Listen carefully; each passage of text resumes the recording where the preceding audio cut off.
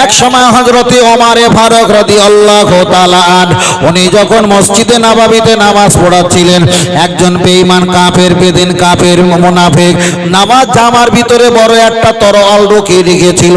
হযরতে ওমর যখন নামাজ পড়ার জন্য রুকু আর সিজদা চলে গেছে, তরোয়ালটা বার করে খ্যাস খ্যাস করে তানাকে হত্যা করেছে। 3 দিন পরে কম বেশি দুনিয়া থেকে শহীদ হয়ে মৃত্যুবরণ করেছে।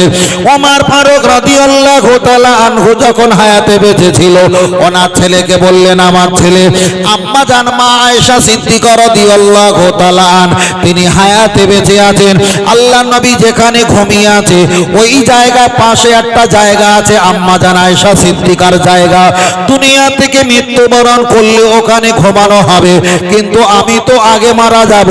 আমার জন্য ওই জায়গাটা একটু ভিক্ষা দেয় কি দেখবে, চাইবে না, জোর করবে না, আমি যে মহান আমার পরিচয় দেবে না।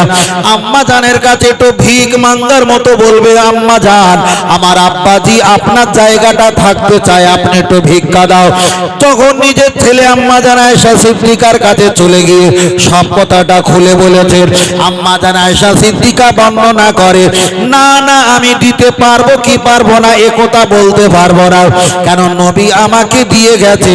আর আমি যদি নিজে মাস্টারি করে নিজের ইচ্ছায় তোমার আব্বাকে যদি দেই, আল্লাহ নবী যদি আমার প্রতি নারাজ হয়ে যায়, আমার ক্ষতি হয়ে যাবে।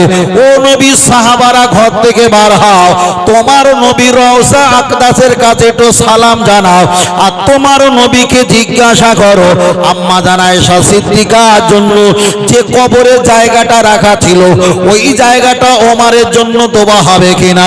হাদিস শরীফে এসেছে সাহাবারা যখন সালাম দিয়ে আল্লাহ নবীকে জিজ্ঞাসা করলো, রওজা আকদাসের ভিতর দিয়ে আওয়াজ এসেছে, আবু বকর আমার পাশে থাকার জন্য অনুমতি দিলাম। তাহলে এখানে প্রমাণ হয়ে গেল পীর ওলিরাও কবর থেকে আওয়াজ, পীর ওলিরা কবরে জীবিত টাটকা থাকতে পারে, পীর ওলিরা সালামের জবাব দিতে পারে, পীর ওলিদের কবরে আমার আল্লাহ রসুলকে দিদার পেতে পারে। আর নবীদের কবরে যদি সালামের জবাব দেওয়া হয়, কিছু যদি জিজ্ঞাসা করা হয়, কবরের ভিতর দিয়ে তারাও সওয়ালের জবাব দিয়ে থাকে। যেমন জবাব দিয়েছিল আম্মা জান মা আয়েশা সিদ্দিকার সওয়ালের জবাব। জোরে জোরে বলেন সুবহানাল্লাহ। বিষয়টা শুধু আমি পীর মাশায়েখের কথা বলেছি, এই পর্যন্ত এখানে রেখে দিলাম। তবে আপনার কাছে আর একটা বার আগিয়ে চলে যাওয়া যাক। তাহলে পীরের আস্তানা সম্পর্কে পীর মানা যাবে কিনা, পীরের কাছে যাওয়া যাবে কিনা, পীরের সালাম দেওয়া যাবে কিনা, পীর সম্পর্কে আপনাদের কাছে কিছুটা ধারণা দিলাম। 1 ঘন্টা পীর সম্পর্কে বলেছি। এবার আপনারা কিছু আমাকে বলবেন, হুজুর আর একটা সম্পর্কে বলেন। আমরা যখন কবরের কাছে যাব, কবরের কাছে গিয়ে আমরা দোয়া দরুদ তাসবিহ তেলাওয়াত করব, পীর ওলি হোক আর সাধারণ ব্যক্তি হোক, আমরা সেখানে খাড়া পাইয়া দেখি দোকানি হাত তুলে আল্লাহ দরবারে আমরা দোয়া চাইব। তবে আমি তো পীর মাশায়েখ মানি, আপনারা মানেন, তবে দোয়াটা এমন করে চাইবেন শিরক যাতে না হয়, এমন করে চাইবেন কিছু দরুদ শরীফ, তওবা শরীফ, কিছু কোরআনের আয়াত যদি পারেন আপনি তেলাওয়াত করবেন। এই তেলাওয়াতটা আমার নবীর দরবারে দেবেন। সাহাবা আজমাইন পাক পাঞ্জাতনা হালে বায়াত যতটা পারেন ততটা আপনি সওয়াব পৌঁছে দেবেন। যে পীরের কাছে আপনি এসেছেন ওই পীরের রূহ পাকে সওয়াবটা পৌঁছে দেবেন। আল্লাহকে বলবেন, আল্লাহ আপনার কাছে আমি চাইছি আমার বিপদ থেকে হেফাজত করে দাও। আল্লাহ আপনার কাছে আমি চাইছি আমার রোগ থেকে শেফা বানিয়ে দাও। আল্লাহ আপনার কাছে আমি চাইছি আমার মেয়ের বিবাহের জন্য সুপাত্র গ্রহণ করে দাও। আল্লাহ আপনার কাছে আমি চাইছি আমার চাকরি নকরি মিলিয়ে দাও। আল্লাহ আপনার কাছে চাইছি, তবে আমার চাওয়াটা কেমন হবে আমি জানি না, কেমন করে চাইলে আপনি কবুল করবেন আমি সাধারণ বান্দা আল্লাহ, আমি জানি না। তবে আল্লাহ আপনি যাকে ভালোবেসেছেন আমি তার পাশে এসে আপনার দরবারে হাত তুলেছি। আমার চাওয়াটা যদি ভুল হয়, আমার চাওয়াটা যদি কবুল না হয়, আপনার নেক বান্দার ওসিলা করে, আশার বিনিময়ে পাশে দাঁড়িয়ে কান্নার ওসিলা করে আপনার মাহবুব বান্দার খাতিরে আমার চাওয়া পাওয়া গুণ আপনি কবুল করে নাও। তাহলে আপনি দোয়া চাইবেন, একটা হলো আল্লাহর কাছে চাইবেন, আর পীর মাশায়েখের ওসিলা দিয়ে আল্লাহর কাছে চাইবেন। কোনো গোনা নেই, গোনা নেই। এটাই হলো আমাদের পীর তরিকত, দোয়া চাওয়া আসল নীতি। কিন্তু আপনি যদি বলেন অমুক পীর সাহেব আমাকে এই সুস্থ করে দাও, আমার বিপদ থেকে সেবা বানিয়ে দাও, এটা কিন্তু পৃথিবীর সত্য যারা পীর তরিকতের মানুষ তারা এক বাক্যে বলবে এটা হলো শিরিক। সবাই বলবে শিরিক। তবে যদি আমরা বলে থাকি আল্লাহ মাফ করবে, এগুলো বলবেন না, আল্লাহ কাছে যাবেন। পীর বলে আল্লাহ আমার তো দোয়া কবুল হবে না, যদি কবুল হতো এর আগে কত কি না হতো, নিশ্চয়ই আপনি আমার প্রতি রেগে আছেন। তবে আপনার হাবিবের উম্মাত, এইটা আমার বড় সাহস, আর আপনার মাহবুব বান্দার কাছে এসেছি, এইটা আমার বড় সাহস। আপনি এদেরকে ভালোবাসেন, আর এদেরকে ভালোবাসি মানে আমার একটু ভালোবাসার পার্সেন্ট কিছু আছে, এই ছাড়া আমাদের কোনো সম্বল নেই। চলেন ও আমার বাপীর, আমি আপনাকে বলছিলাম লক্ষ্য করে দেখা যায় পীর ওলির কবরের কাছে গিয়ে আপনি দোকানে হাত তুলে দোয়া চাইবেন, অবশ্যই ভালো, অবশ্যই ভালো। তবে দোকানে হাত তুলে যখন দোয়া চাইবেন, পীরের ওসিলা দিয়ে আপনি দোয়া চাইবেন, এটা হাদিস শরীফে এসেছে। আপনার ভালো কাজের ওসিলায় আপনি আল্লাহর কাছে দোয়া চাইবেন, অবশ্যই এটা ভালো। হাদিস শরীফে এসেছে তিনজন ব্যক্তি রাস্তা দিয়ে যেতে যেতে পাহাড়ের এক জায়গায় আশ্রয় নিয়েছে, আর প্রচন্ড ঝড়ের কবলে বড় একটা পাথর ওই গুহাটা আটকে গিয়েছে। এটা সহিহ হাদিস, পৃথিবীর সমস্ত আলেমরা এই হাদিসটা তাদের জানা আছে।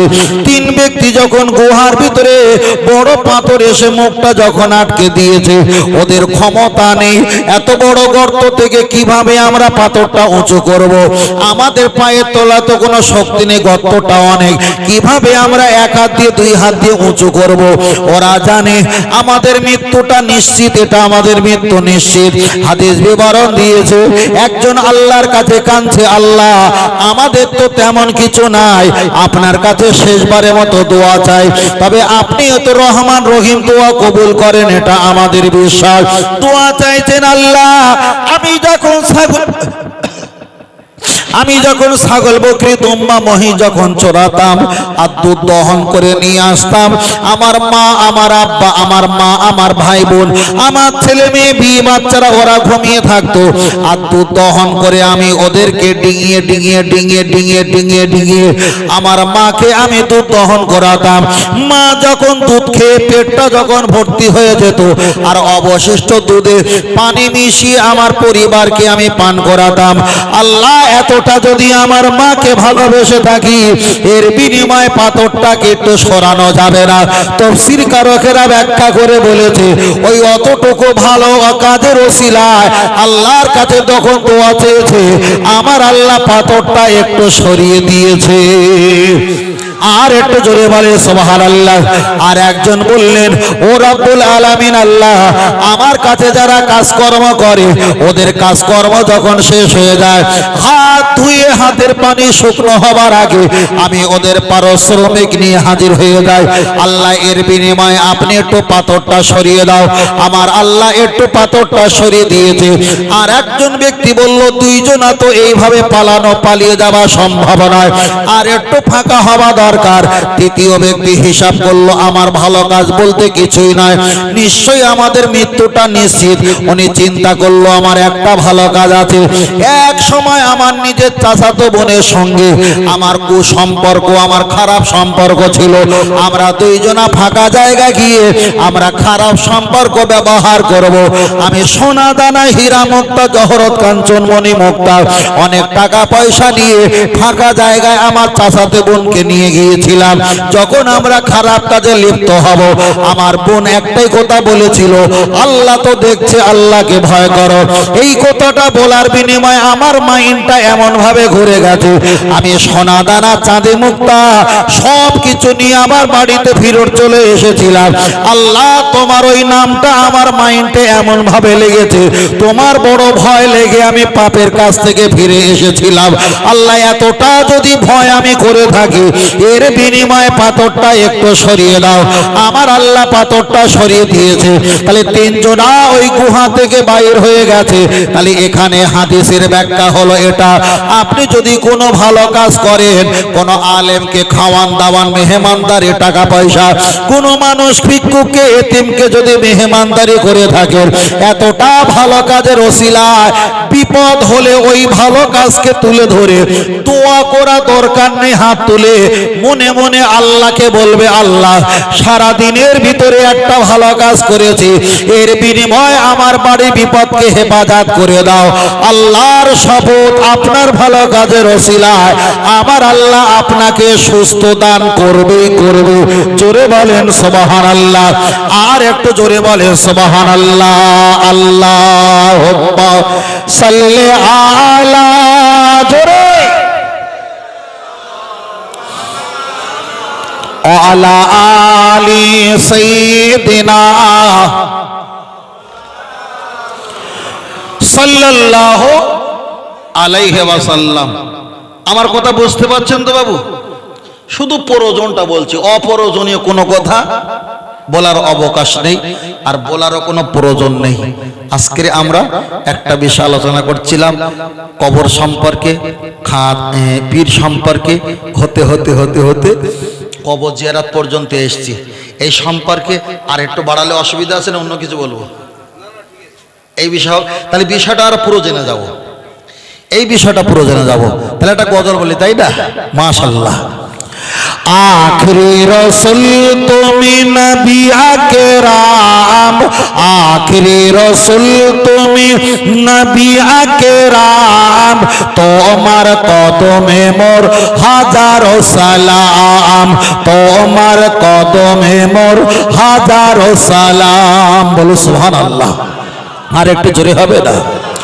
বনের হরিণ, আসমান জমিন সবাই তোমায় চিনেছে, ওই আকাশের মেঘমালা ছায়া তোমায় করেছে, মিশকে আতর যার গায়ের ওই ঘাম, মিশকে আতর যার গায়ের ওই ঘাম, তোমার কদমে মোর হাজারো সালাম।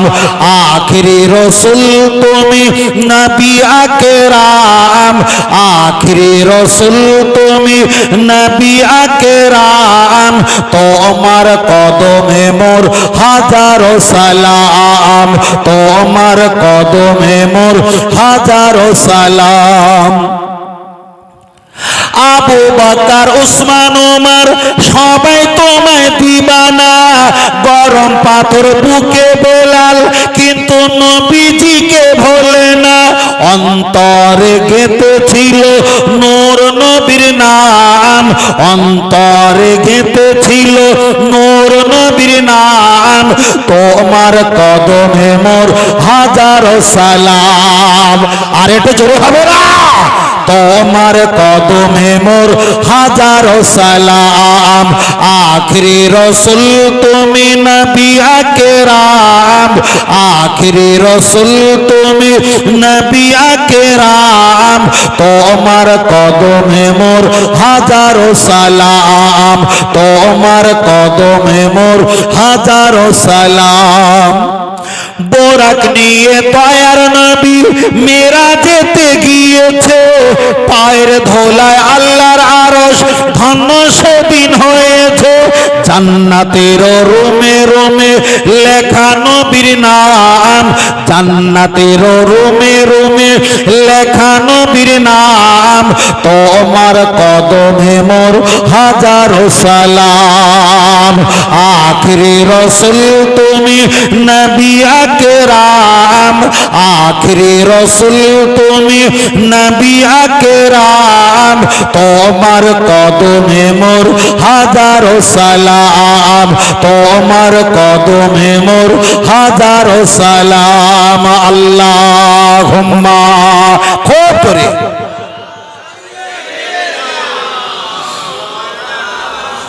ওয়ালা আলি সাইয়্যিদিনা। এটা তাকবীর, নারে তাকবীর।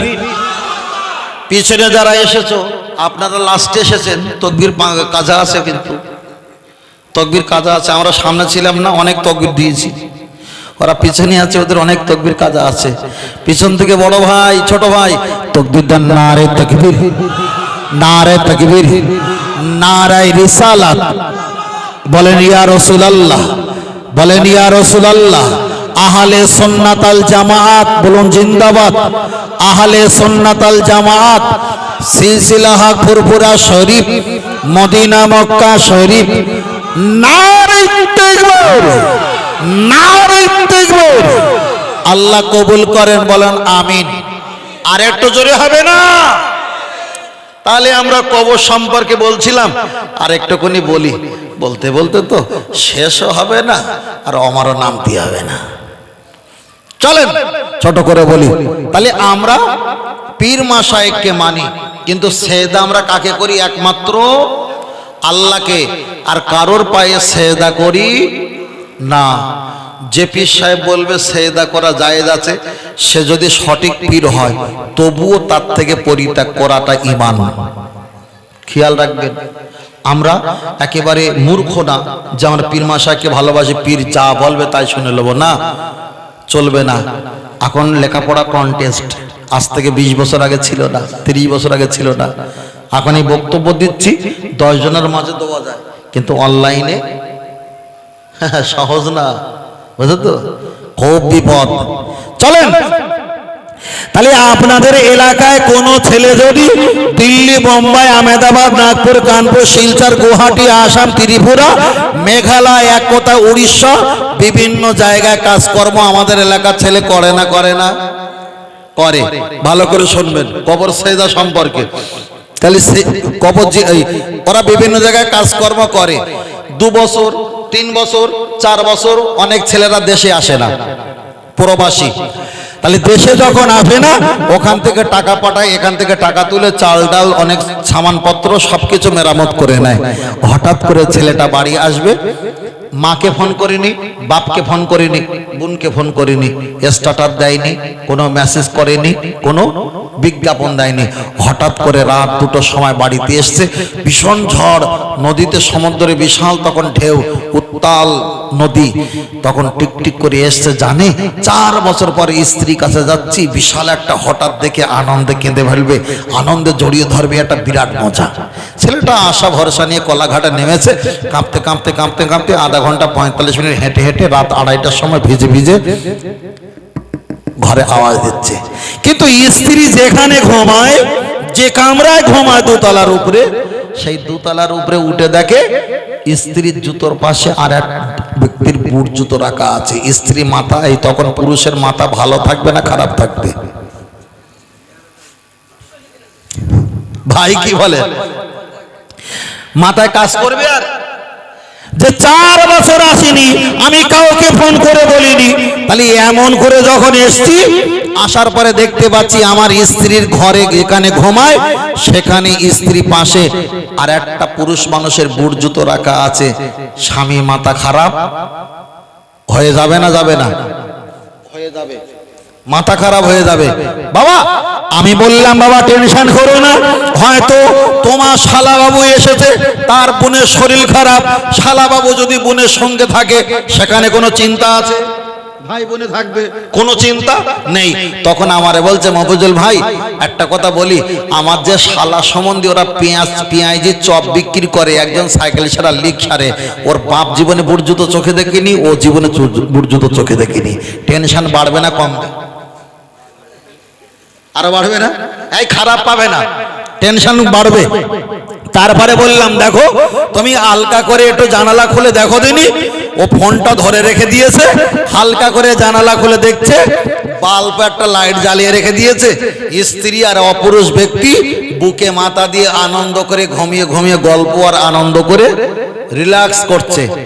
এই দেখার পরে কোনো স্বামী ওই স্ত্রীকে নেই বলে মনে হয়? আমার লজিক ছিল কি, কবরের সেজদা দেওয়া যাবে না। তাহলে বিচারের ময়দানে যখন হাজির করা হয়েছে তখন ছেলেটা এক বাক্যে বলছে, হুজুর আমার হাজার হাজার লক্ষ লক্ষ টাকা তছনছ করেছে, আমি কিছু বলিনি।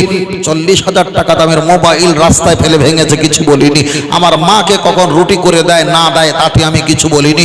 আমার বাপকে কখন জামা পরিষ্কার করে দেয় তাও আমি কখনো কিছু বলিনি।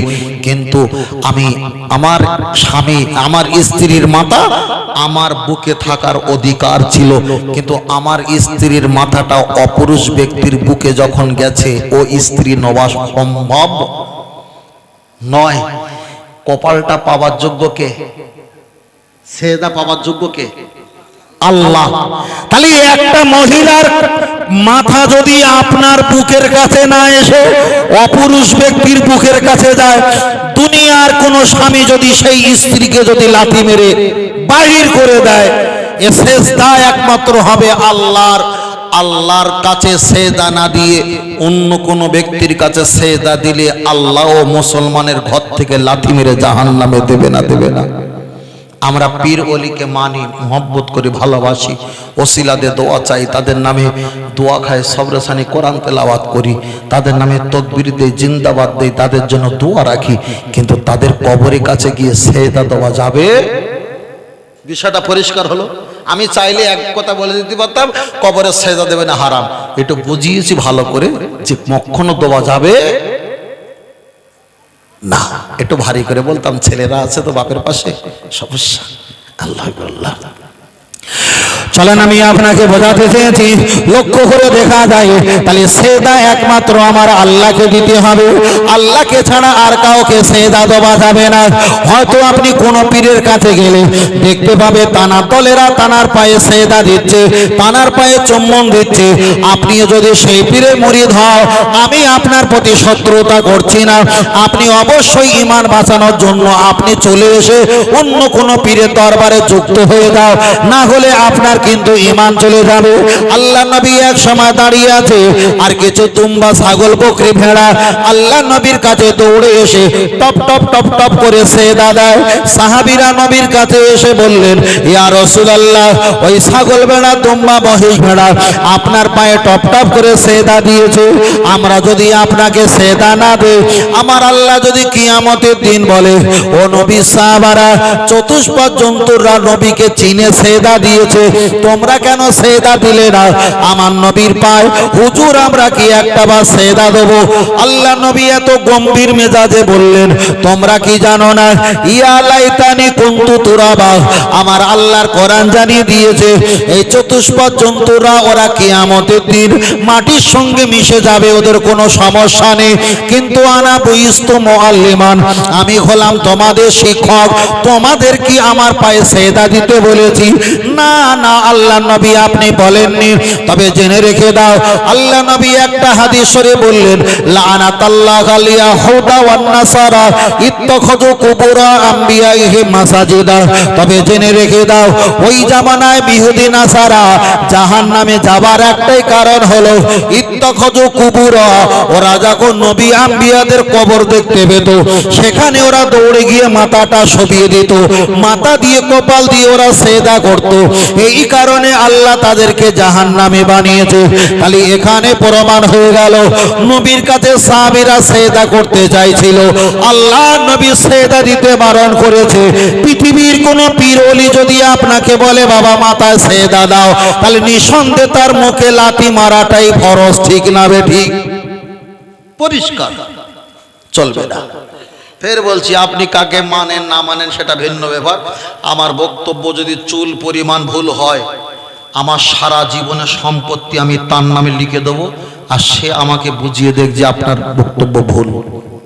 মাইকে কথা বলছি, যে 90 বছর করেছেন বলে আপনার কাজটা ঠিক, আপনার কাজ যদি ভুল কাজ 90 বছর করার পরেও যদি ঠিক হয়, আমি শুকুরের গোশত 200 বছর খেলি, তাহলে এটাও ঠিক হবে না। হালাল সারা জীবন হালাল, হারাম সারা জীবন হারাম। আল্লাহ আল্লাহ। ও আমার জামা যুবকেরা গিয়ে চলে যাওয়া যায়, লক্ষ্য করে দেখা যায় আমি আপনাকে বলছিলাম সেজদা যদি করতে হয় একমাত্র আমার আল্লাহকে সেজদা করতে হবে। সাহাবীরা নবীর কাছে জিজ্ঞাসা করলেন, ও আল্লাহ নবী একটা বার বলেন, আমার স্বামীরা আপনাকে আপনাকে মেসেজ করে দেয়, আমার স্বামীরা আপনার হাত পা একটুখানি আনন্দ লাগিয়ে দেয়, আমার স্বামীরা আপনাকে খেদমত করে, যুদ্ধের ময়দানে যায়, আপনার পিছনে নামাজ পড়ে আপনার সঙ্গী হয়ে থাকে, আপনার সামনে পিছনে আমার স্বামীরা আমার সাহাবীরা আপনার সাহাবীরা ঘুরে থাকে, ওরা আপনাকে খেদমত করে জান্নাতে চলে যাবে, আমরা তানার স্ত্রী আমরা কি খেদমত করতে পারবো না? নবী আমার জবাব দিয়ে বললেন, ও নারীরা জেনে রেখে দাও, তোমার স্বামী নামাজ যখন পড়বে তার জন্য উজুর পানি আগিয়ে দাও, তার জন্য নামাজের মশাল্লা আগিয়ে দাও, তার জন্য তসবিহ আগিয়ে দাও, তার জন্য টুপি পাঞ্জাবে লুঙ্গি ঈদের তুমি আগিয়ে দাও। তোমার স্বামী মসজিদে গিয়ে নামাজ পড়ে যতটা নেকি কামাবে তাকে খেদমত করার বিনিময় আমার আল্লাহ অতটাই নেকি তোমার নামায় আমালে দান করে দেবে। আমি আপনাকে বোঝাতে চেয়েছি, তাহলে নবী সাহাবীরা মহিলা সাহাবীরা নবীকে খেদমত করবে বলছিল, আল্লাহ নবী খেদমতটা নিজে না নিয়ে তাদের স্বামীর দিকে ঘুরিয়ে দিয়েছে। কোন পীর ওলি যদি নারীর খেদমত নেয় তার বুকে লাথি মেরে ঘুরে আসাটাই ভালো।